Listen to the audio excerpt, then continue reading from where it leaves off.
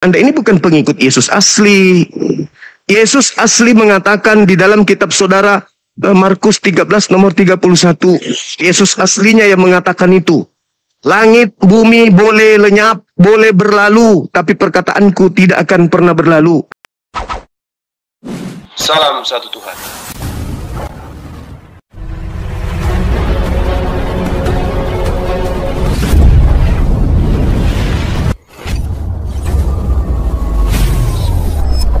Ya, pengantar ini singkat para sahabat. Dukung semua ya sahabat-sahabat kita, channel Densa News Muslim. Di like, di subscribe, di share sebanyak mungkin untuk supaya mencegah sahabat-sahabat kita di luar sana Tidak terpengaruh terhadap pemurtadan. Semoga Allah memberikan selalu sikap istiqamah. Salam satu Tuhan, Allahu Akbar. Inilah Abang Juma pemikirannya, masa makan babi itu salah? Enggak salah lah kalau contohnya Bang Juma ada yang makan babi. Yesus mengatakan apa? Barang siapa yang meniadakan hukum Torah, meskipun yang paling terkecil, maka dia akan menempati neraka. Itu perkataan Yesus. Tapi kenapa Anda tidak peduli dengan ucapan Yesus itu? Karena Anda lebih percaya kepada yang palsu. Itu kan Bang Juma. Ya Allah. Iya betul kata Bang Juma. Tetapi Ya, betul. itu kan sebelum Tuhan Yesus datang di dunia. Sedap Pula. Iya. Sesudah dia disalibkan, itulah penebus itu Bang Juma. Itu bahkan semua itu enggak berlaku lagi. Penyaliban itu sudah melanggar. Penyaliban itu melanggar Torah. Hukum Taurat itu tidak boleh membunuh orang yang benar. Tidak boleh. Nah, kalau Anda mengatakan penyaliban itu justru tidak, Anda salah. Membunuh Yesus itu adalah pelanggaran hukum Torah. Tidak boleh membunuh. Jangan kau membunuh. Keluaran 20. Barang siapa yang membunuh, maka dia akan menempati tempat neraka. Jadi jika ada pelanggaran terhadap hukum Torah dan mengajarkan hal itu kepada orang lain, kepada bangsa lain, maka akan menempati neraka. Oke, bisa saya jawab Bang Juma? Silakan. Sorry, betul kata Abang itu, kalau seperti ada orang yang meninggal itu mati total, tidak bangkit-bangkit lagi. Ini kan keajaibannya kan bangkit kembali, dibangkitkan oleh bukan masalah. Kalau yang bangkit, kalau yang bangkit kata Yesus itu iblis. Tuh. Coba Anda lihat di dalam Yesaya 14 nomor 15. Iblis ke dalam dunia orang mati. Ke dalam liang kubur aku simpan engkau wahai iblis. Yesaya 14 nomor 15. Iblis disimpan di dalam kubur. Yesus mengatakan yang keluar dari kubur itu iblis. Yohanes 14 nomor 30. Yohanes 12 nomor 31. Yang keluar dari kubur itu adalah iblis. Yang bangkit itu iblis. Makanya di dalam Matius 12 nomor 38 sampai nomor 40 itu, Yesus mengatakan angkatan jahat ini minta satu tanda. Dan tidak akan diberi tanda kecuali keluar dari kubur pada hari ketiga. Kata Yesus. Oke Bang Juma, bisa saya apa Bang Juma jawab? Silakan. Oke, sekalian saya ingin bertanya juga ini Bang Juma ya. Oke. Silakan. Semalam saya tonton Bang Edis TV. Dia buka itu Al-Quran itu. Di Muslim orang yang tidak berdosa aja akan dimusnahkan. Ada nih. Coba Abang jelaskan itu. Betul itu. Coba sekali.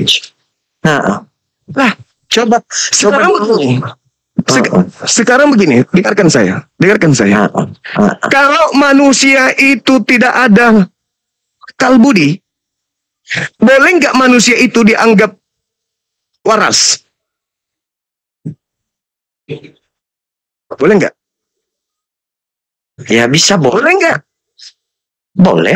Orang tidak berakal dibilang waras.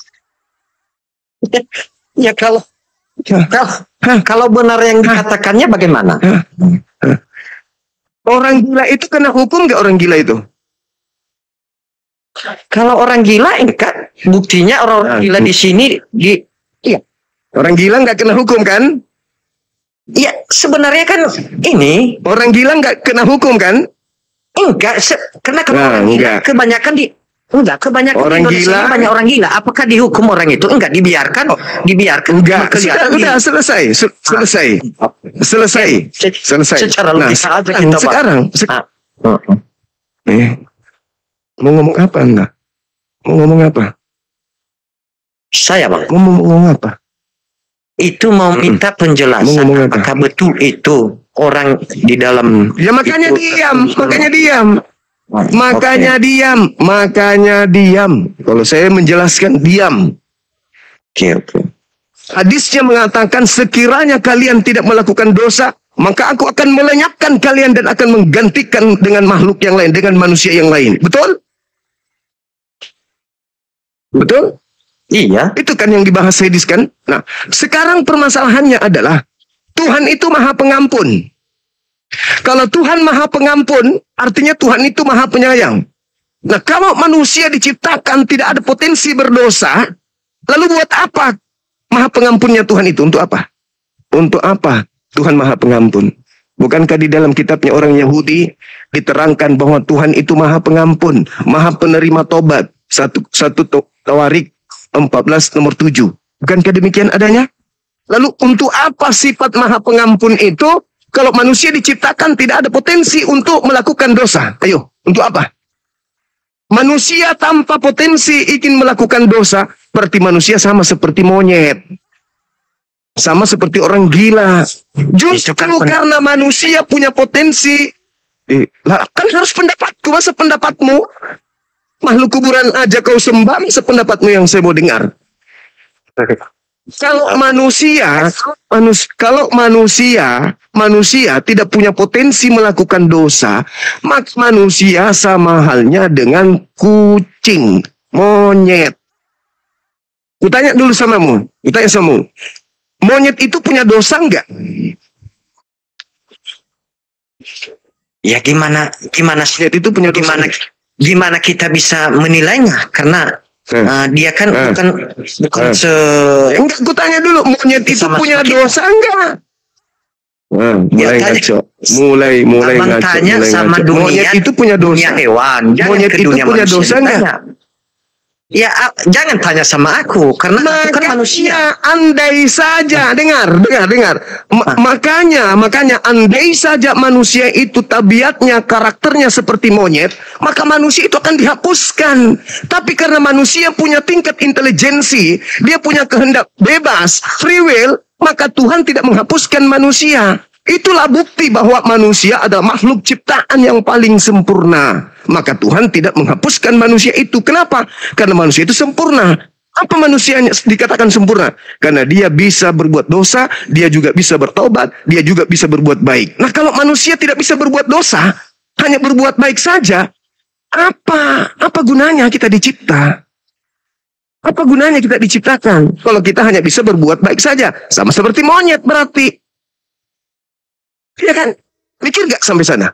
Gak mikir pasti, gak mikir. Nah, sekarang tunjukkan manusia di atas muka bumi ini yang tidak pernah melakukan dosa. Satu aja. Manusia yang tidak pernah melakukan dosa. Satu aja. Selamat teman-teman di YouTube, maaf ya. Ayo, tunjukkan satu manusia di atas muka bumi ini yang tidak pernah melakukan dosa. Ayo. Saya jawab, ada. Siapa? Yesus, Bang Juma. Nenekmu kiper. Justru dia yang menanggung seluruh dosa. Kau katakan tidak berdosa. Ya, dosanya. Yang nggak berdosa. Dengarkan, dosanya Yesus. Ketika dia Yesus kau katakan tidak berdosa. Yohanes 13 nomor 3. Dia mengatakan bahwa Sorry. Dia mengatakan bahwa Yesusnya mengatakan bahwa tidak ada manusia yang pernah naik ke surga selain daripada aku. Bohong nggak itu dia? Bohong nggak Yesus? Enggak, Bang Juma. Bohong nggak? Kutanya dulu kamu. Kalau Elia naik ke surga? Pernah bohong. Elia naik nggak ke surga? Kalau sampai ke Naik pembahasan nggak di ke surga situ, Elia? Mas, saya kurang apa ke situ. Tapi yang jelasnya, kata Abang Juma bilang tadi bagaimana ya 100%. Ya Tuhan Dan Yesus. Yesus berkata, tidak ada seorang pun yang pernah naik ke surga selain aku, kata Yesus. Berdosa nggak itu? Karena dia sudah bohong. Berdosa nggak? Kutanya dulu sama lu. Kalau berbohong dosa atau tidak? Mampus. Halo, selamat siang.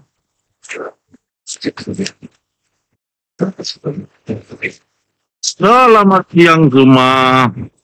Selamat siang juga, saudara. Kalau menurutmu kenapa monyet tidak dimusnahkan oleh Allah? Karena monyet tidak berdosa. Nanti kejujuran ya. Oke. Kejujuran. Kita bahas tema ya. Kita bahas tema terkait dengan penyaliban ini yang sedang hangat-hangatnya diperbincangkan internal Kristen. Ini dunia kekristenan sekarang lagi terguncang hebat. Ini yang saat ini kenapa? Lagi ngapain ini? Saudara ini, Bas ini lagi ngapain? Wih. Oh, lagi cuci patung Yesus, jangan di sini. Ayo buka kameramu, saudara Prawira. Buka kamera. Oh, boleh. Silakan. Boleh. Boleh. Apa yang kamu mau lihat dari Saya wajah? sudah undang. Oke. Enggak ada yang melihat wajahmu. Lihat saya. Buka aja. Enggak. Saya udah buka Saya kamera. bukan homreng kayak di gereja banyak homreng. Masa? Mana ada? Ya, Mana ada terbuka ya, yang kameramu? penting. Ya ini saya buka. Gak usah lebih Ya. kali. Minta buka kamera, ini udah saya buka. Oke, kita bahas. Iya. Oke. Menurut saya Nah, kamu sekarang ini permasalahannya harus- adalah yang sedang hangat-hangatnya dibahas sekarang ini adalah dunia kekristenan khususnya di Indonesia itu terguncang dengan tema saya yang mengatakan bahwa salib itu adalah rencana setan. Ayo. Bagaimana bantahanmu? Silakan. Salib itu rencana setan. Bantahanmu gimana? Ya menurut Iya.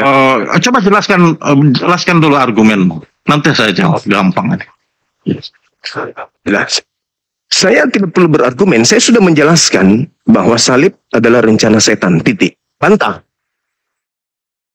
Ini salib apa maksudnya? Salib apa? Orang licik seperti ini. Ayo, bantah, Ayolah. bantah, cepat. Ya jelas. Bantah. Silakan kau bantah. Ya. Oke, saya bantah semua. Silakan kau bantah. Menurutmu, Tuhan Yesus itu salib adalah rencana Silakan. iblis. Itu maksudmu.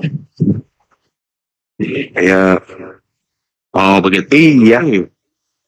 Kalau menurutmu begitu kan? Menurutmu apa? Apa menurut Anda?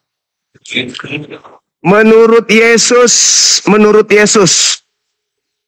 Oh, menurut Yesus. Orang yang ingin menyalibkan Yesus Mhm. itu adalah orang yang melakukan kehendak iblis. Itu menurut Benar. Yesus. Benar. Dan apa yang dikatakan Yesus itu betul. Mhm. Bahwasanya yang menginginkan pembunuhan terhadap Yesus itu adalah iblis. Oke? Ayo, bantah. Memang yang ingin Silakan membunuhnya membantah. kan memang iblis. Lalu yang menjadi rencana Silakan kau Bapa di bantah. surga itu adalah karya keselamatannya, ya, adalah karya keselamatannya. Ya, Persoalan matinya pada zaman Romawi. ini kita berbicara ketika mengenai salib. itu Hei, sahabat. ini Iya. berbicara mengenai salib. Ini salib yang Iya, kita bahas ini salib, bukan keselamatan, salib. Nah, Iya, kalau memang tentang penyalipan, ya, penyalipan itu siapa yang menyalibkan Tuhan Yesus? enggak. Yang menyalibkan Tuhan Yesus. Itu salib rencana setan atau rencana Tuhan? Bukan itu yang sedang dibahas. Gini, supaya jelas ya. Yang merencanakan penyaliban itu Yang merencanakan penyaliban itu iblis atau Tuhan? Ngaco. Yang merencanakan. Siapa yang merencanakan menurutmu? Siapa yang merencanakan? Ya. Merencanakan sejak Yesus berkata yang berencana membunuh Yesus. Hei. Yang berencana membunuh Yesus menurut Yesus adalah iblis. Iblis kata Yesus. Ya, oke. Ya, saya terima itu. Yang berencana membunuhnya. Terima kasih banyak. Rencana membunuh Yesus, menyalibkan Yesus itu adalah iblis, betul? Ya, pada saat kematian di penyalipan ya. Ya, penyalipan itu. Berarti kamu sudah akui kan bahwa dasar awal terjadinya penyaliban itu adalah rencana iblis. Oke? Jadi gini ya. Iblis itu pada saat kamu dengar penjelasan apa cuma ini dia meminta penjelasan ketawa dulu sedikit. Kenapa kau takut mendengar penjelasannya? Kenapa kau takut mendengar penjelasannya? Sekarang ya izinkan saya tertawa dong. Masa kayak gitu? Loh, saya cuma tertawa sejenak, masa nggak bisa? Ini kan komang saya. Ya, sekarang silakan setelah saya tertawa mengetahui bahwa kamu mengakui bahwa salib itu adalah rencana setan, silakan kau bernarasi. Begitu kawan. Penting saya sudah tertawa dulu. Gini, iblis itu merencanakan dan membuat rencana jahat itu untuk membunuh Yesus pada saat Yesus itu sudah ada di dunia ini kan. Pada saat dia mulai menjalankan tugas-tugas yang iyalah. Bebankan kepadanya, ya kan? Benar kan? Berhasil nggak iblis? Ya sabar dulu. Apa menurutmu Tuhan yang Maha Kuasa Bapa itu yang disebut Bapa itu mengetahui nggak kira-kira bahwa acara itu akan terjadi?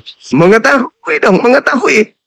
Makanya Tuhan punya rencana menyelamatkan dia. Oke.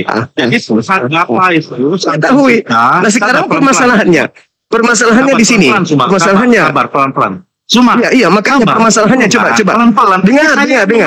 Permasalahannya adalah ketika iblis berencana membunuh Yesus, menyalibkan Yesus, pertanyaan saya, berhasil atau tidak? Itu. Kamu sudah mengatakan iblis yang punya rencana. Pertanyaan selanjutnya, berhasil atau tidak rencana iblis itu? Silakan kau jawab. Iblis yang berkarya, Kristen yang menikmati. Betul. Berhasil. Pengetahuan iblis. Berhasil. Ternyata dia telah membuat Yesus menggenapi tugasnya.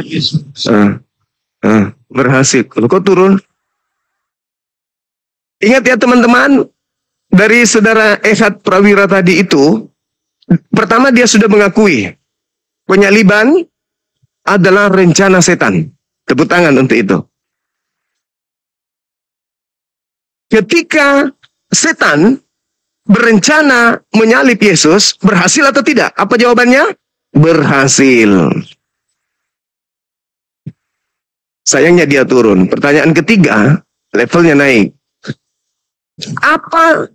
Kenapa kau tunjukkan saya? Anda sudah mengakui. Bohong-bohong lah. Anda sudah mengakui. Orang lagi nonton. Anda sudah mengakui penyaliban itu adalah rencana iblis. Yang kedua, Anda sudah mengakui bahwa iblis berhasil menyalib Yesus. Pertanyaan yang ketiga, dengar. Pertanyaan yang ketiga, apa yang Kristen dapatkan? Apa yang Kristen dapatkan dari keberhasilan iblis tersebut? Jawab. Apa yang Kristen dapatkan dari keberhasilan iblis membunuh Yesus? Jawab. Apa yang kamu dapat dari hasil kerja iblis? Rencana besar Bapa untuk keselamatan manusia terjadi. Itu dia. Kenapa kau bawa Bapak? Jangan kau bawa Bapak. Jangan kau bawa. Gini, dia tidak tahu jangan kau bawa. Jangan karya setan kau tuduhkan ke Bapak. Jangan. Kau yang mengakui rencana penyaliban adalah iblis. Berhasil enggak? Berhasil. Iblisnya berhasil. Iblisnya berhasil. Iblisnya berhasil. Sekarang pertanyaan saya, apa yang Kristen? Apa yang Kristen dapatkan? Apa yang Kristen dapatkan? Apa yang Kristen dapatkan dari keberhasilan iblis? Jawab. Yang membunuh Yesus. Buka kameramu. Buka kameramu. Apa yang kau dapatkan? Apa yang kau dapatkan atas keberhasilan iblis? Apa yang kamu dapatkan sebagai Kristen? Apa yang kalian dapatkan? Yesus itu iblis atau manusia? Zuma, jawab. Enggak usah terlalu banyak bicara. Itu rencana iblis. Itu rencana iblis. Dan kamu sudah mengiyakan. Kamu sudah mengiyakan. Kamu sudah mengiyakan. Kamu sudah mengiyakan. Siapapun yang melakukan penyaliban terhadap Yesus itu adalah melakukan rencana setan. Oke? Nah, sekarang pertanyaannya adalah, tapi yang apa yang kamu dapatkan? Apa yang kamu dapatkan dari rencana iblis itu? Jawab. Ini Zuma. Apa yang kamu dapatkan dari keberhasilan iblis menyalib Tuhan lo? Apa yang kamu dapat? Jawab. Yang menyalib Tuhan itu iblis atau manusia? Tidak ada urusan siapapun itu. Itu sedang melakukan rencana iblis. Siapapun itu. Nggak perlu. Mau dia siapapun yang menyalibkan Yesus, mereka sedang melakukan rencana iblis. Siapapun itu. Sekarang Kristen mendapatkan apa dari keberhasilan setan tersebut? Jawab. Apa yang kamu dapat? Setelah iblis bapakmu itu berhasil membunuh Yesus, apa yang kamu dapat? Ini. Yang menyalibkan itu apa yang kau dapat? Iblis atau manusia? Kau jawablah dulu itu. Manusia yang ada, manusia yang dipakai oleh iblis. Manusia yang dipakai iblis untuk melancarkan rencana iblis. Udah nggak usah kutanya itu. Jadi lemah kali ilmunya. Sekarang permasalahannya ada di Kristen. Apa yang Kristen dapatkan? Dengar. Hey. Apa yang Kristen dapatkan dari keberhasilan iblis membunuh Tuhan lu? Jawab. Apa yang kamu dapat dari hasil kerja iblis ini? Apa? Kenapa saya di-mute? Apa yang kau dapatkan? Apa yang kamu dapatkan dari kerja iblis bapakmu? Ayo. Begini, pertama-tama yang membunuh Yesus itu adalah manusia, ya. Nah, jika saya memakai analogi ini, ya, Zuma membunuh seorang manusia, ya, oleh karena pengaruh daripada iblis. Nah, yang masuk neraka itu iblis atau Zuma? Sekarang apa yang kamu dapatkan? Kau jawablah Zuma. Apa yang kamu dapat? Si Sambo ini. Apa yang kamu dapatkan dari rencana iblis ini? Hei, apa yang kamu dapatkan dari berhasilnya iblis membunuh Tuhanmu? Kamu dapat apa dari hasil kerja iblis itu? Pakai otak lu, ngapain kau tanya-tanya yang lagi? Mau yang menyalibkan masuk neraka ke, masuk sapi tengke, nggak ada urusan. Kamu yang kutanya, kamu. Apa yang kau dapatkan dari pekerjaan iblis itu? Apa? Keselamatan. Berarti iblis itu pahlawan atau penjahat bagimu? Gitu. Endingnya di situ. Iblis pahlawanmu, iblis itu adalah penjahat bagimu. Ya, silakan buka kamera. Ya, Abang Zuma, aku pesan kalau diskusi itu jangan di mute suara Oten. Gitu loh. Bang Zuma beda jauh kelas sama Edis. Harus fair. Iya. Itu aja pesan saya. Kamu mirip Edis, Bang. Pupu ya? Kamu keluarga sama Edis? Beda kualitas semua dengan Edis. Suka di mute. Oh iya. Muka-muka kayak Darto Helen. Kirain ini naik tidak berdebat tapi muka pucat, ludah kering, gigi kering. Di situ jangan ku bawa ke sini. Dia itu muridku.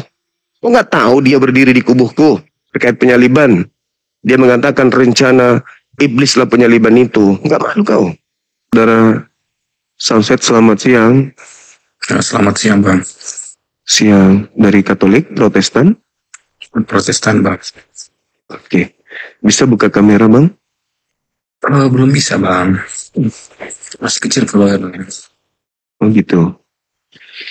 Iya, gimana pandangan abang ini selaku Protestan terkait dengan adanya kemudian pengajaran di dalam Bible sendiri, di mana iblis berencana menyalib Yesus? Apa yang Anda kemudian bisa uraikan dari uraian yang ada di dalam Bible tersebut?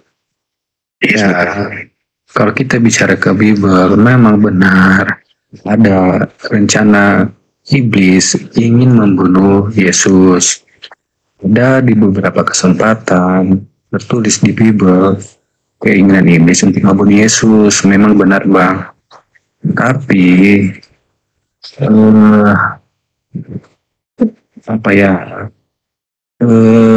iblis bukan berarti saat dia berhasil menyalibkan Yesus bukan berarti dia berjasa seperti itu, Bang.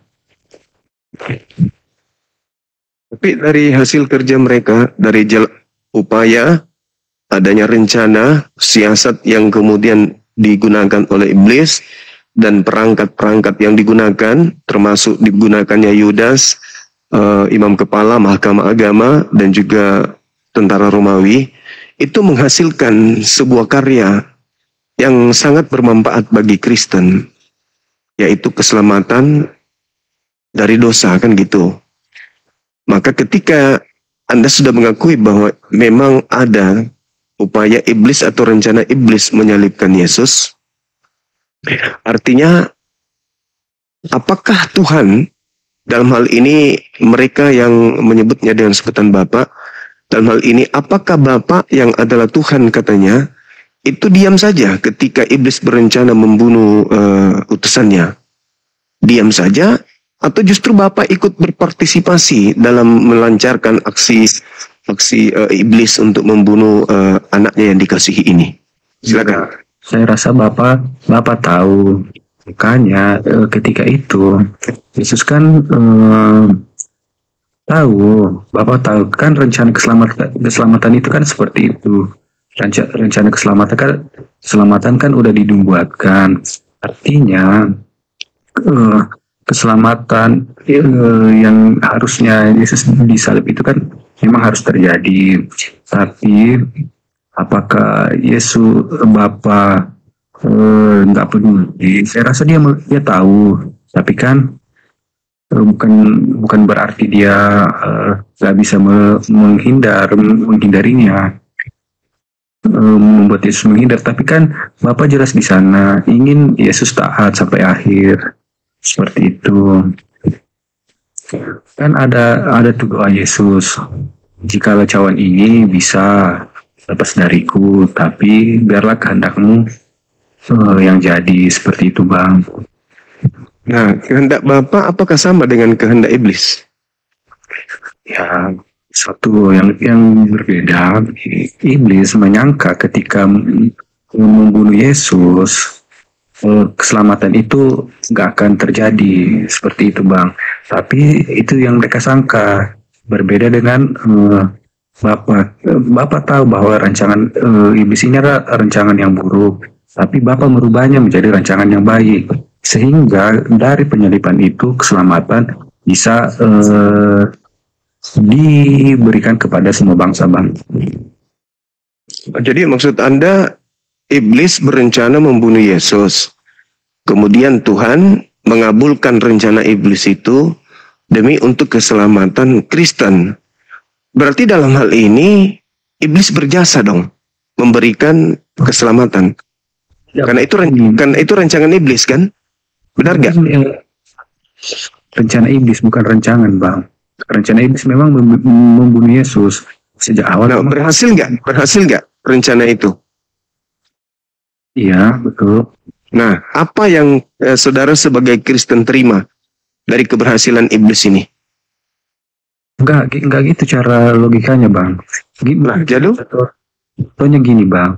Saya kan ini kan anggaplah saya ini kan, kita kan berbeda agama. Abang ini orang benar dan saya ini orang ada ketika saya berniat untuk membunuh Abang dan akhirnya tersampai dan Abang mati syahid dan masuk surga, apakah saya punya jasa dalam membuat Abang masuk ke surga? Oke.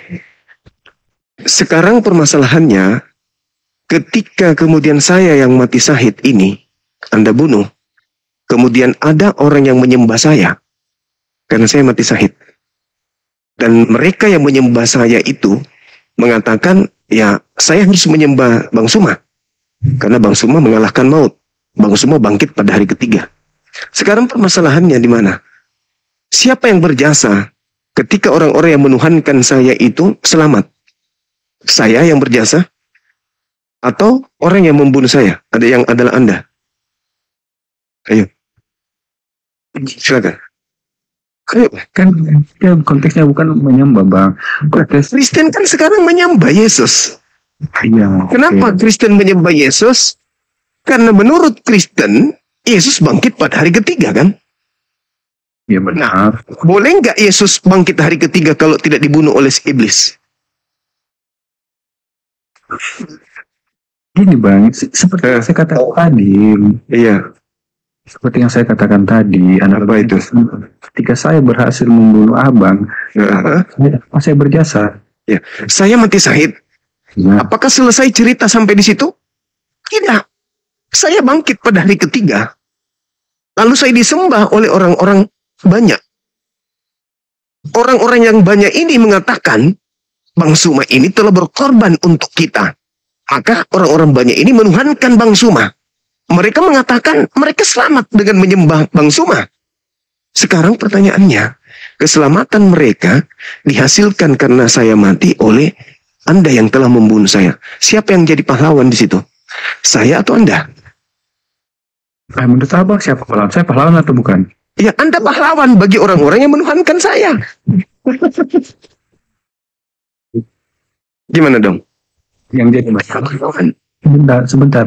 Yang jadi masalahnya, Bang, orang Kristen nggak pernah menganggap iblis sebagai pahlawan. Nah, itu masalahnya karena Kristen menyembunyikan kemudian identitas iblis yang telah berjasa memberikan keselamatan. Ayo.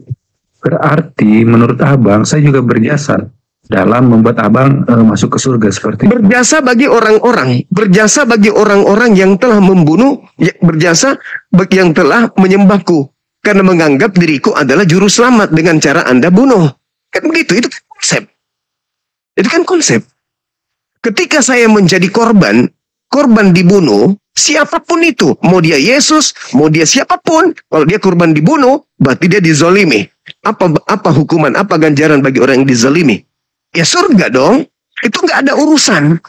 Anda yang menjadi pahlawan ketika Anda berhasil membunuh saya, orang-orang menganggap itu adalah sebuah keselamatan yang Anda sudah rancang, maka mereka yang menyembah Bang Suma menjadikan Anda sebagai pahlawan. Meskipun mereka mengatakan Anda bukan pahlawan, tapi pada prinsip akal, Anda adalah pahlawan bagi mereka.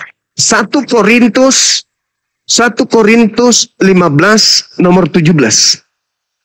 Tanpa penyaliban, tanpa kebangkitan, sia-sialah imanmu dan kamu akan tetap berada dalam dosa. Coba. Roma 14 nomor 9. Untuk itulah Yesus mati, agar ia dibangkitkan oleh Tuhan untuk menjadi Tuhan bagi ente orang Kristen. Bermanfaatkah iblis itu bagi Anda? Untuk itulah Yesus mati. Untuk itulah iblis membunuh Yesus, agar Yesus dibangkitkan oleh Elohim, agar menjadi Tuhan bagi orang Kristen. Berjasa nggak iblis ini kepada orang Kristen? Masa? Itu dalil, Bung. Itu dalil. Makanya di dalam Islam, Al-Quran mengatakan, wa qaulihim, aku hukum dia karena ucapan dia. Dia mengatakan Isa disalib. Yesus pun begitu. Di dalam Matius 16, orang yang berpikir kalau dirinya disalib itu adalah iblis. Enyahlah iblis, engkau adalah satu batu sandungan bagiku, sebab engkau hanya memikirkan apa yang dipikirkan manusia. Kau tidak memikirkan apa yang dipikirkan oleh Tuhan. Petrus memikirkan Yesus ini mati disalib kalau dia ke sana. Akhirnya Petrus mencoba untuk menariknya ke samping. Tapi Yesusnya marah. Kau hanya memikirkan apa yang dipikirkan manusia. Inilah iblis. Seperti iblis itu ingin kemudian menyalib Yesus. Iblis menginginkan penyaliban terhadap Yesus. Dan Anda sendiri mengakuinya. bahwa memang itu adalah rancangan iblis. Nah, apa yang Anda dapatkan dari keberhasilan iblis merancang itu, merencanakan itu semua? Surga kan? Nah, berarti yang memberikan Anda surga iblis. Kan begitu, Bang. Baik. Oh, gimana sih, Abang? Ya, terus yang memberikan Abang surga saya juga dong. Ketika saya membuat Abang mati syahid seperti itu. Kalau logikanya ke sana. Ya, saya syahid karena Anda, betul. Betul itu. Makanya Yesus mengatakan apa? Di dalam Lukas 22, anak manusia memang pergi sesuai dengan ada yang tertulis tentang dia. Namun celakalah orang yang menyerahkan dia adalah lebih baik sekiranya dia tidak dilahirkan. Anda celaka, tapi saya selamat. Sama ketika saya berperang. Kenapa saya bisa mati syahid? Karena saya melawan penjajah. Saya dibunuh oleh penjajah. Kalau perlawanan saya terhadap dia, mati syahid. Penjajahnya tetap aja masuk setan, masuk neraka. Yang jadi masalah sekarang ini adalah orang-orang yang mengikuti agama penjajah.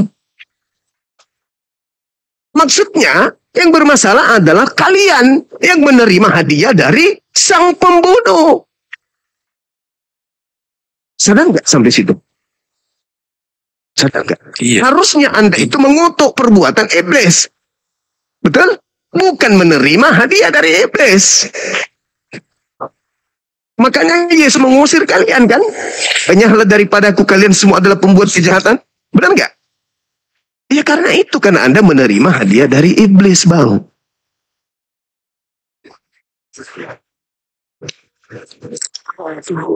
Bang, sebenarnya Bang Suma sebenarnya paham, tapi mau memframing. Kok saya memframing? Sekarang Anda mengaku nggak kalau penyaliban itu rencana setan? Anda mengaku nggak? Anda mengaku nggak kalau itu rencana setan? Rencana membunuh Yesus memang bersumber dari setan, benar. Nah, setan berhasil nggak? Iya, berhasil. Nah, berhasil. Apa yang Anda dapatkan dari keberhasilan setan tersebut? Tapi Abang salah paham di sana. Lah, apa yang Anda dapatkan? Apa yang Anda dapatkan dari keberhasilan setan? Rancangan keselamatan kan memang bersumber daripada Bapa. Rancangan yang mana? Di mana? Coba tunjukkan di mana Bapak merancang kematian untuk orang benar. Di mana?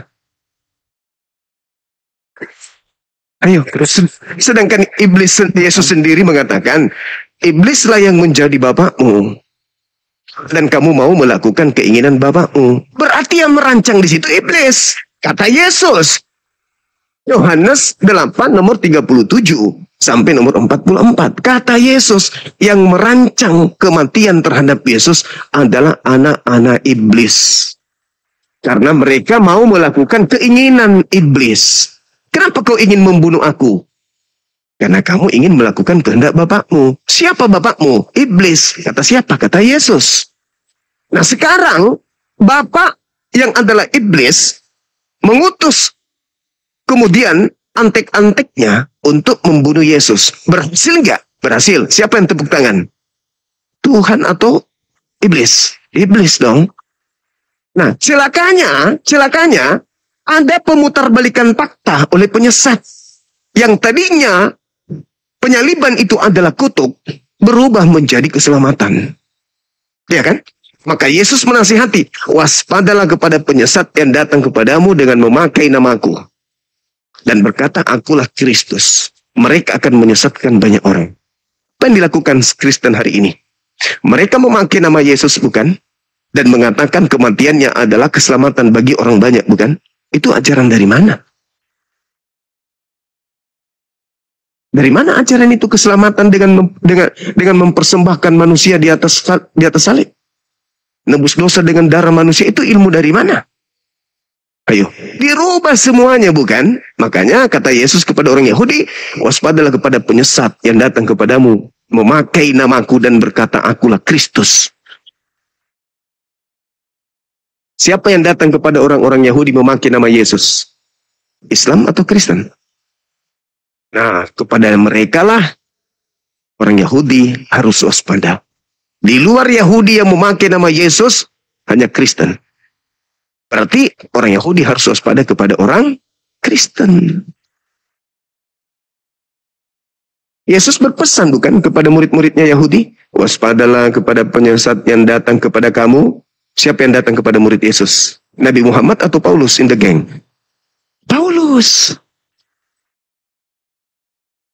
Lahirlah Kristen, kata Yesus, mereka akan menyesatkan banyak orang. Mereka yang datang kepada murid Yesus ini menyesatkan banyak orang. Mana banyak orang yang disesatkan mereka?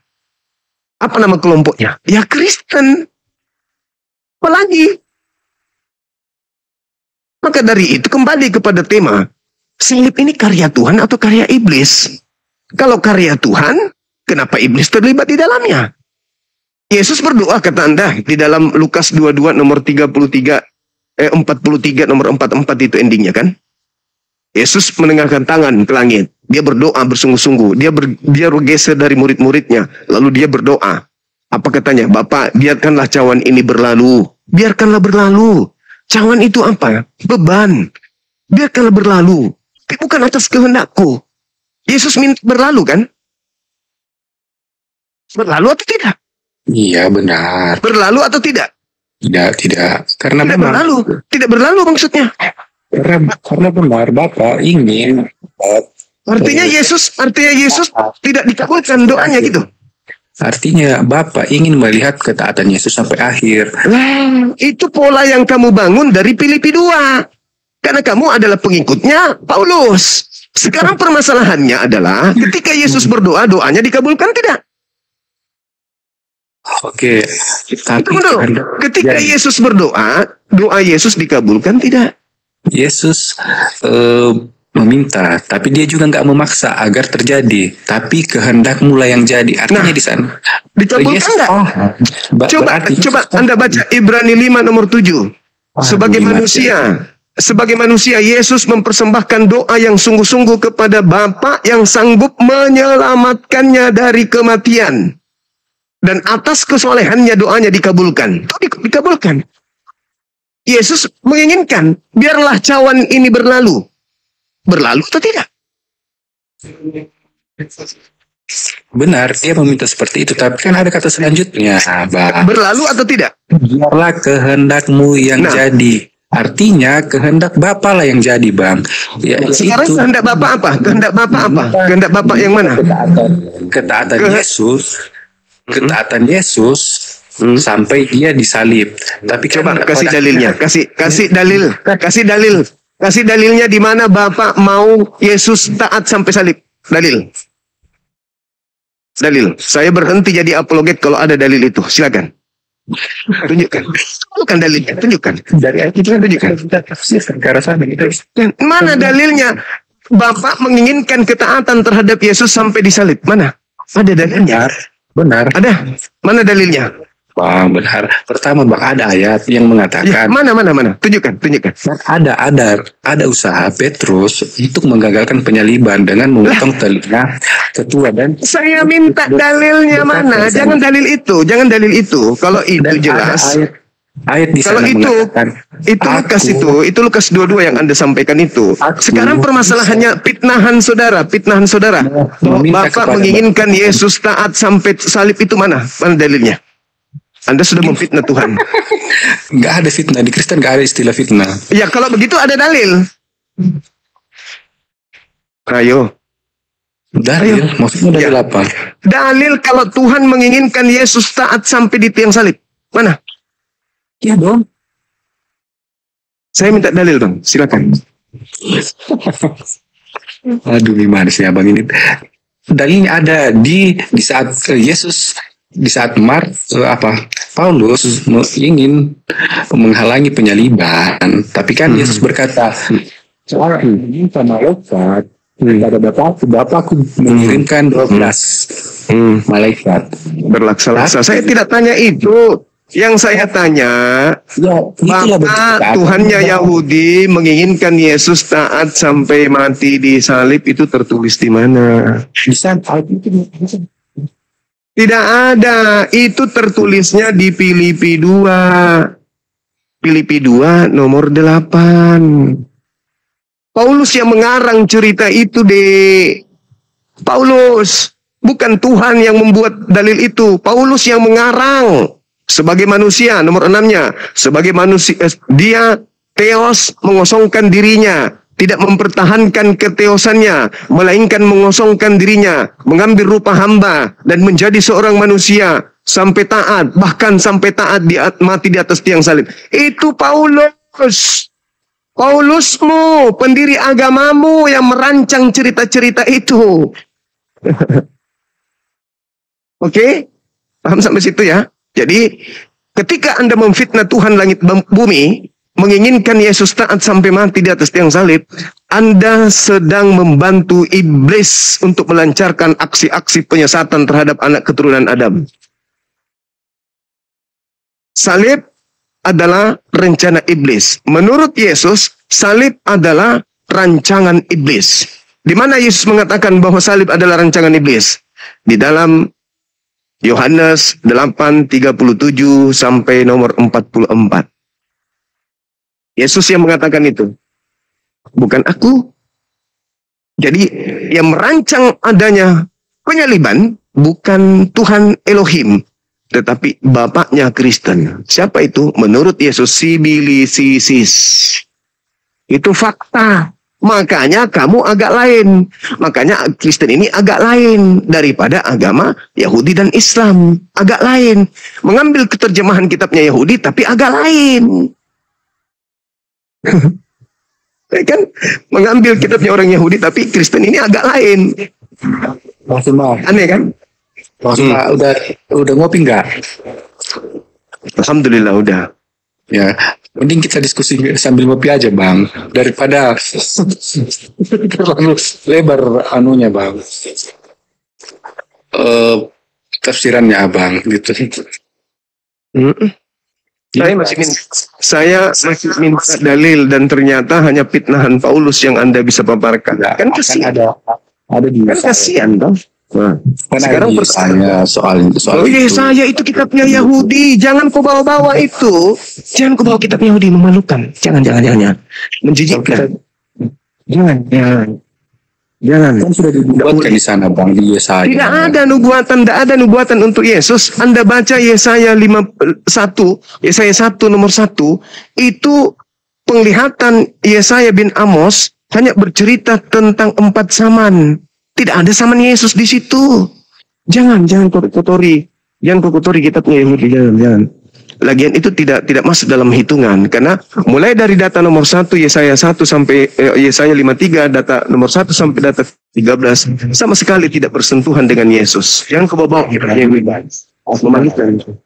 yang membunuh Nabi itu kan orang kafir. Dia pengikut iblis. Ya.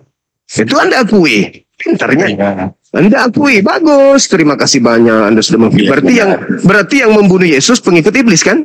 Bentar, ketika Muhammad mati syahid, apakah iblis berjasa dalam kematian salib? Ini kita berbicara mengenai salib.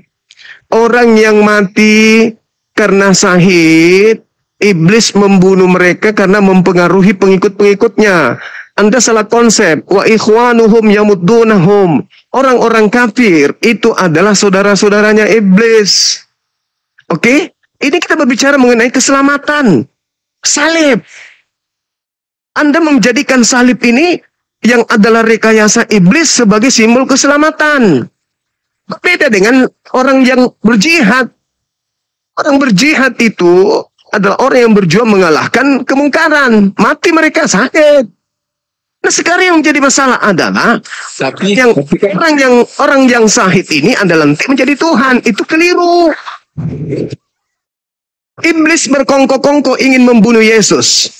Setelah iblis berhasil membunuh Yesus, Anda menyembah yang dibunuh iblis. Kenapa Anda menyembah yang dibunuh iblis?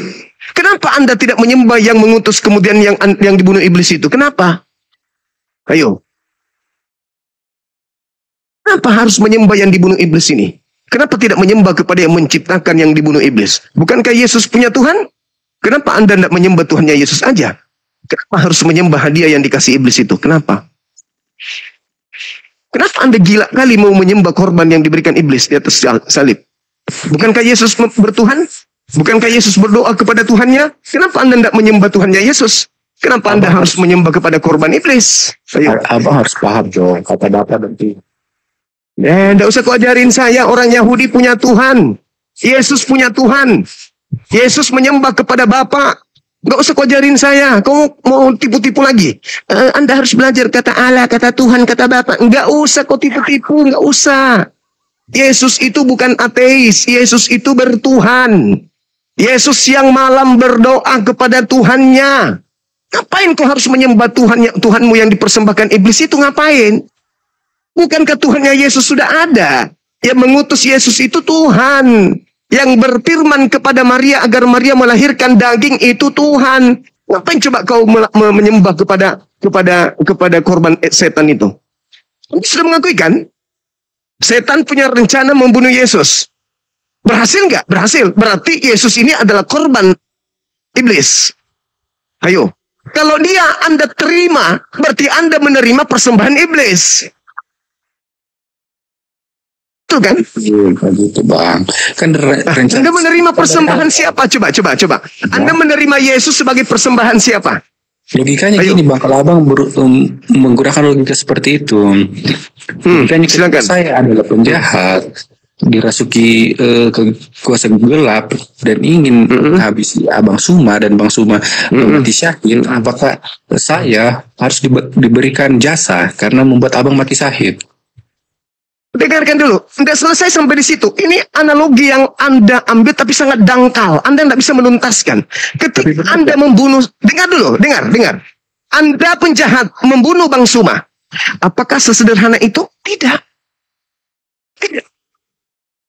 Kalau hanya sesederhana itu, saya masuk surga, Anda masuk neraka. Tapi bukankah orang ketiga terlibat? Orang-orang Kristen terlibat. Sabar dulu. Saya masuk surga, Anda masuk neraka. Saya akui itu. Saya mati syahid. Anda kemudian yang membunuh saya. Apa ganjaran untuk Anda? Neraka. Kan Anda penjahat. Tapi apakah sesederhana itu? Tidak. Muncul agama Kristen belakangan menyembah saya. Ayo. Dan mengatakan kematianku adalah keselamatan bagi mereka. Kalau itu yang terjadi, maka Kristen harus bertanggung jawab terhadap imannya. Kalau betul kalian selamat karena saya dibunuh oleh Anda yang penjahat, dan karena upah Anda, akibat daripada pekerjaan Anda membunuh saya, menyelamatkan Kristen, maka Anda yang adalah iblis, Anda yang adalah penghuni neraka, adalah pahlawan bagi Kristen. Begitu rendahnya. Begitu hinanya. Hah? Saya masuk surga dong. Karena saya syahid. Anda masuk neraka. Karena Anda penjahat. Yang jadi masalah ini Kristen. Kristen menyembah orang yang mati syahid. Ayo. Kristen yang jadi masalah. Anda yang jadi masalah. Anda menyembah orang yang mati syahid. Siapa yang membuat saya masuk surga? Tuhan saya. Kenapa Anda menyembah saya, menganggap saya Tuhan? Ayo. Urusan ente masuk neraka ya itu urusan ente. Masalahnya Kristen ini saya tanya, Kristen, kau selamat gak? Kau selamat gak atas pekerjaan iblis telah membunuhku? Selamat bang. Berarti iblis ini bagimu apa? Pahlawan atau penjahat? Tapi saya bang. Berjasa dong saya. Saya berjasa. Berjasa bagi siapa? Berjasa bagi siapa? Berjasa bagi abang, karena saya membuat abang masuk ke surga. Anda mengatakan Anda berjasa. Hukuman sudah ada kadarnya, Bu. Kejahatan dibalas oleh kejahatan. Anda membunuh saya itu kejahatan nggak? Kejahatan, benar.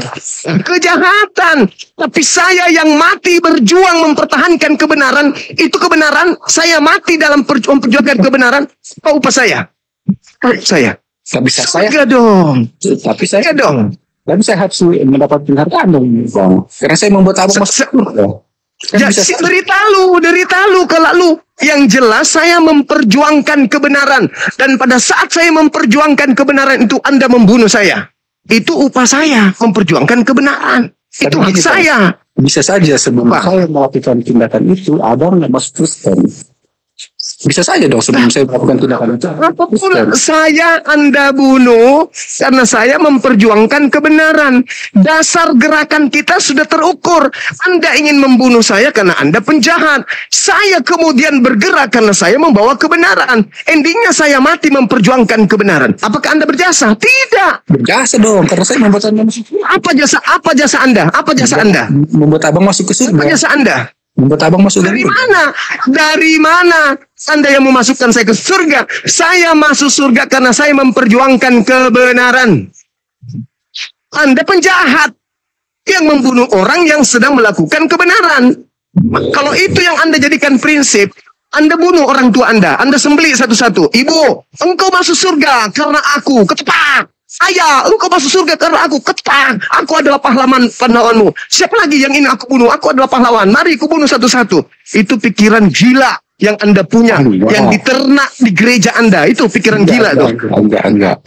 Loh, pula. Di Kristen sebenarnya benar. Kristen benar. Kristen benar. Ya dong. Kristen benar. Sekarang kita kan logikanya ke abang tadi. Kita kan menggunakan logika abang ketika. Tapi ketika Anda menggunakan saya sebagai logika, ada nggak pihak ketiga? Ada nggak pihak ketiga? Ada nggak pihak ketiga? Saya mati. Kita menggunakan logika abang. Justru ketika saya mengkonter logika abang justru bilang saya salah. Gimana sih? Oh, jadi membunuh orang benar itu tidak salah? Iya. Salah.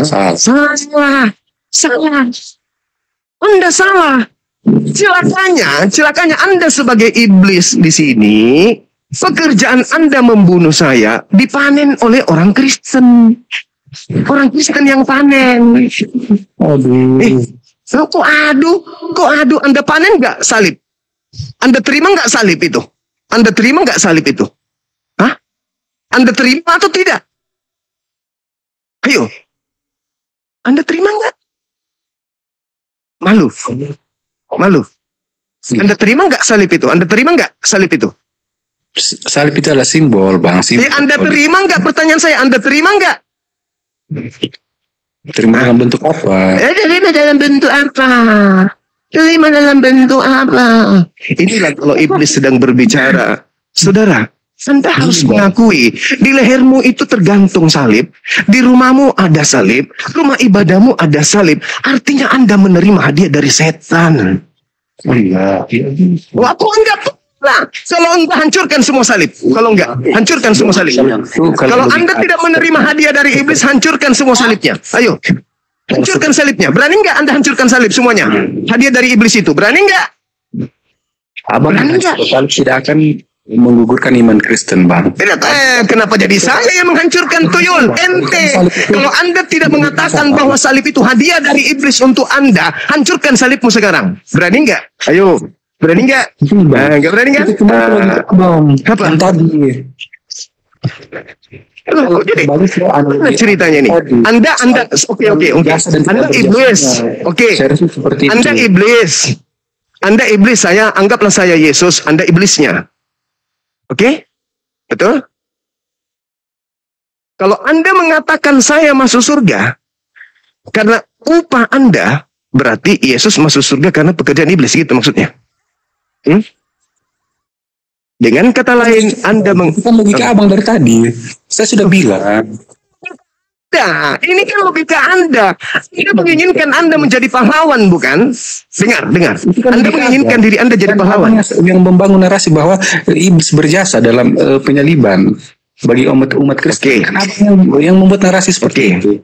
Dan saya balikkan. Kalau logika seperti itu, ketika saya yang kafir ini melakukan kejahatan terhadap abang dan abang masuk surga, berarti saya berjasa dong. Itu kan logikanya. Oke, jadi sekarang Anda mengatakan Anda tidak berjasa. Saya kembalikan nih, Anda membunuh saya, Anda tidak berjasa gitu. Maunya gitu. Kan menurut logika abang seperti tadi. Enggak, sekarang anggaplah itu salah. Sekarang saya minta logika Anda. Ketika Anda membunuh saya, Anda tetap penjahat atau Anda adalah pahlawan? Ayo. Kalau saya mengatakan Anda bukan pahlawan, karena saya sedang berjuang. Saya berjuang. Bukan dari hasil kamu. Aku berjuang. Aku berjuang untuk mempertahankan kebenaran. Dari hasil perjuangan saya mati. Kenapa saya mati? Karena saya berjuang mempertahankan kebenaran. Jadi saya mati karena saya sendiri sedang berjuang. Andaikan saja saya tidak berjuang kepada kebenaran, saya tidak akan mati. Saya akan satu kubu dengan Anda. Dan Anda tidak akan membunuh saya. Anda membunuh saya karena saya pejuang kebenaran. Berarti yang membunuh saya bukan Anda. Yang membunuh saya karena saya sedang mengajarkan kebenaran. Dan iblis tidak suka itu. Oke? Nah sekarang kalau Anda ingin mengukur itu kepada saya, gimana? Abang bangun dari tadi, narasi yang abang bangun dari tadi bahwa keselamatan Kristen itu adalah jasa iblis, seperti itu kan? Itu narasi yang abang bangun. Baik, saya ikutin yang sama kepada abang, tapi abang bilang saya ikutin, saya masuk neraka. Saya ikutin. Iya, saya ikutin. Gimana sih? Saya ikutin. Antara abang dengan saya, Kristen di mana posisinya? Jawab. Ayo. Antara abang dengan saya, abang iblis, saya Yesus. Kristennya di mana? Itu kan posisinya Kristen di mana? Itu kan iya, Anda harus menghadirkan. Dengar. Dengarkan saya. Boleh Anda dengarkan saya? Ada 3 komponen yang bekerja di sini, abangku. Ada 3 komponen yang bekerja. Yang pertama iblis, yang kedua Kristen, yang pertama iblis, yang kedua Yesus, yang ketiga Kristen. Nih, ada 3 nih. Ketika Anda menganalogikan saya dengan Anda menghilangkan Kristen.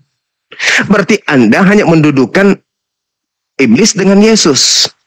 Menurut Yesus, apakah iblis ini pahlawan? Bukan. Menurut Bang Suma, apakah Anda pahlawan? Bukan. Tapi Anda menganalogikan seakan-akan saya menganggap Anda pahlawan. Ia menganggap Anda pahlawan. Nih, Kristen. Kristen yang menganggap Anda pahlawan. Yang menganggap iblis ini pahlawan Kristen. Tapi Yesus tidak menganggap ini pahlawan yang telah membunuhnya. Jangan Anda penggal begini. Harus ada 3. Yang menganggap pahlawan Kristen. Yang menerima salib Kristen. Bukan Yesus. Yesus tidak menjadikan salib sebagai simbol. Gini dong.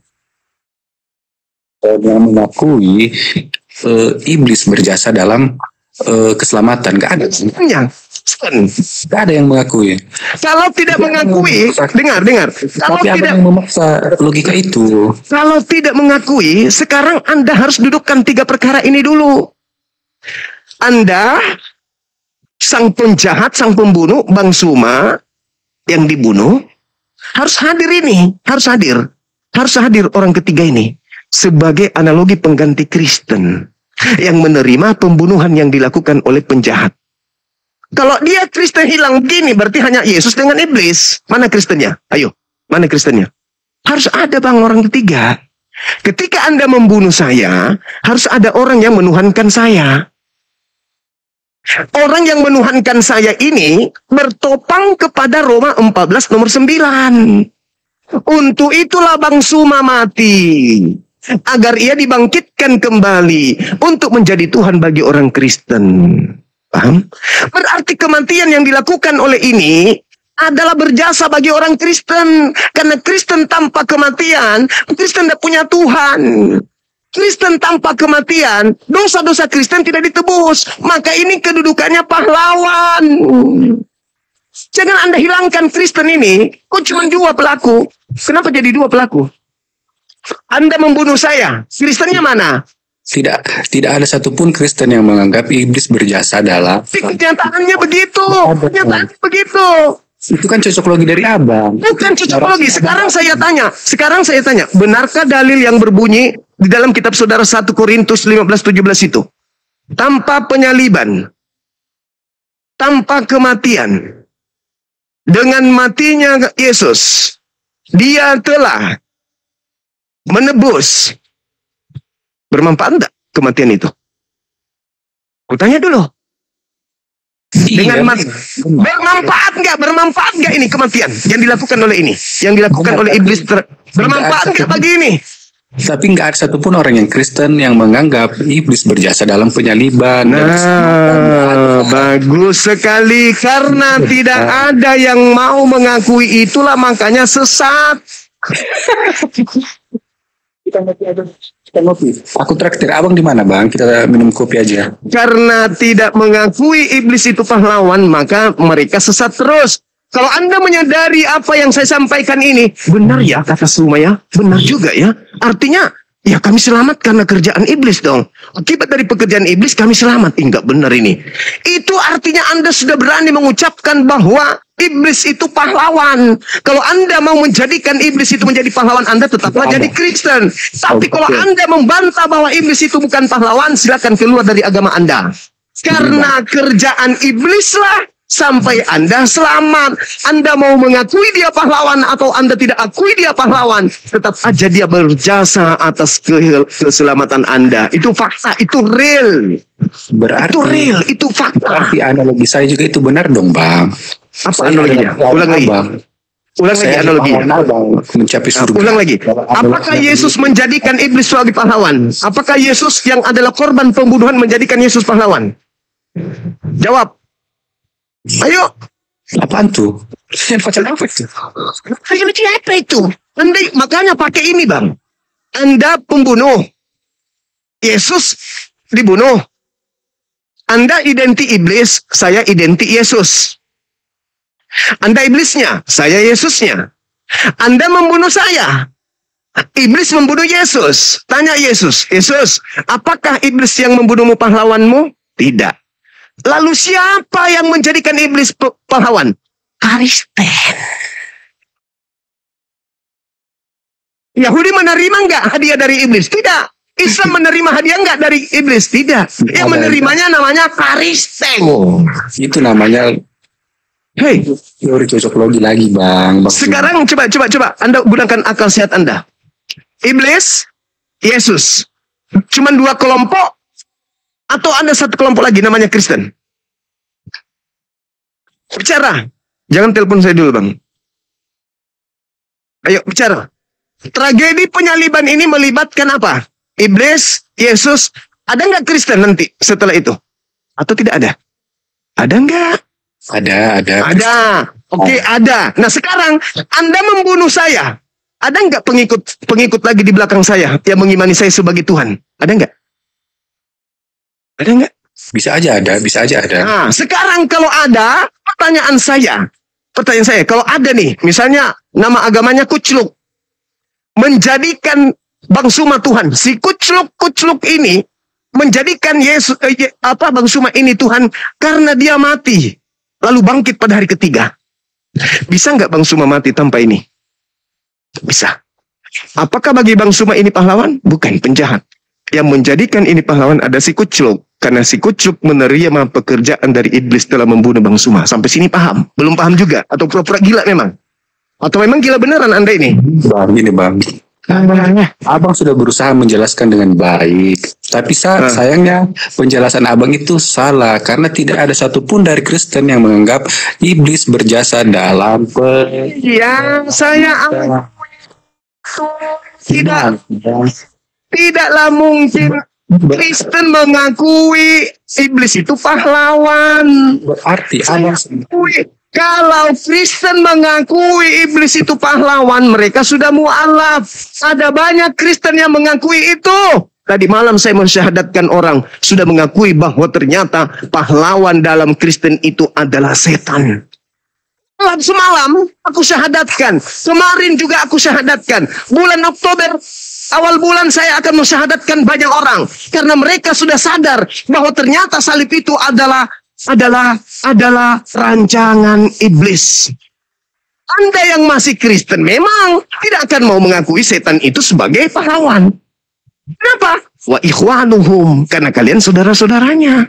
Tapi kan tadi abang juga katakan seperti itu, abang juga nggak mengakui aku sebagai pahlawan. Apakah Yesus mengakui iblis sebagai pahlawan? Tidak. Tidak, begitu juga saya. Tapi apa nama sepakat? Saya bukan pahlawan. Gimana sih? Apakah Jadi Yesus mengakui iblis pahlawan?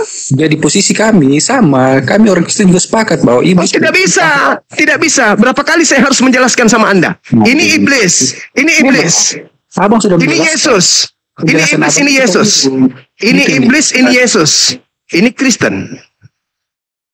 Posisi Bang Suma di mana? Di tengah. Oh, posisi Yesus, ya. Kalau Anda bertanya, apakah saya menjadikan Anda sebagai pahlawan? Ku tanya juga, apakah Yesus menjadikan iblis sebagai pahlawan?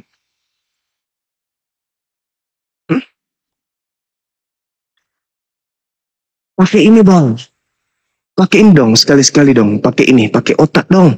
Jangan gila permanen, kan gitu. Nggak ada yang gila bang. Semua pakai Lah, otak. kalau Anda tidak gila, apa Anda menerima hasil kerja setan? Ayo, ayo, ayo. Itu kan teori cocokologi yang abang bang. Cocokologi lagi. Hei, dengarkan saya. Dengarkan sebelum Anda saya turunkan. Dengarkan ya. Dengarkan saya. Dengarkan saya sebelum Anda saya sepak dari sini. Dengarkan. Orang Yahudi tenang-tenang aja ketika Yesus datang di tengah-tengah mereka. Tidak ada itu korban menyalibkan manusia, itu nggak ada. Tidak ada itu Yesus mereka sepakat membunuhnya untuk dosa-dosa mereka, nggak ada. Itu hanya ada di Kristen. Di luar daripada agama Yahudi. Yesus orang Yahudi datang di tengah Yahudi, mengajarkan Yahudi kembali kepada hukum Tuhan. Jangan membunuh. Lakukan persembahan seperti yang diperintahkan oleh Nabi Musa, Matius 8 nomor 4. Perlihatkan dirimu kepada imam. Apa? Berilah persembahan seperti yang diperintahkan Musa. Imamat 1 nomor 2, binatang, domba, sapi, lembu, kambing. Bukan manusia. Itu satu. Oke? Ketika kemudian orang-orang Yahudi datang Yesus pada mereka, Yesus mengajarkan terima aku sebagai Tuhan atau terima aku sebagai utusan Tuhan. Yesus meminta diterima sebagai utusan Tuhan. Tapi di Kristen berubah menjadi terima aku sebagai Tuhan, kan? 2. Yesus ketika datang di tengah-tengah Bani Israel mengajarkan orang-orang Israel kembali kepada hukum Musa. Orang Kristen mengajarkan meninggalkan hukum Musa. 3. Yesus mengajarkan kepada orang Yahudi, jangan membunuh. Jangan membunuh. Yesus mengajarkan kepada orang Yahudi, iblis itu penyesat. Iblis penyesat. Iblis penyesat. Jangan sampai kau dicobai. Berjaga-jagalah. Berdoalah. Jangan sampai kau disesatkan. Karena akan muncul penyesat mengatasnamakan Yesus. Kristen bukan murid Yesus. Kristen bukan Bani Israel. Kristen bukan keturunan Yakub. Kristen bukan pemilik kitab Taurat, kitab para nabi yang datang ke tengah-tengah Bani Israel. Tapi Kristen di luar kalangan Yahudi memakai nama Yesus. Padahal Yesus mengatakan, waspadalah kepada penyesat yang datang kepadamu memakai namaku dan berkata akulah Kristus. Mereka akan menyesatkan banyak orang. Siapa di luar Yahudi yang memakai nama Yesus?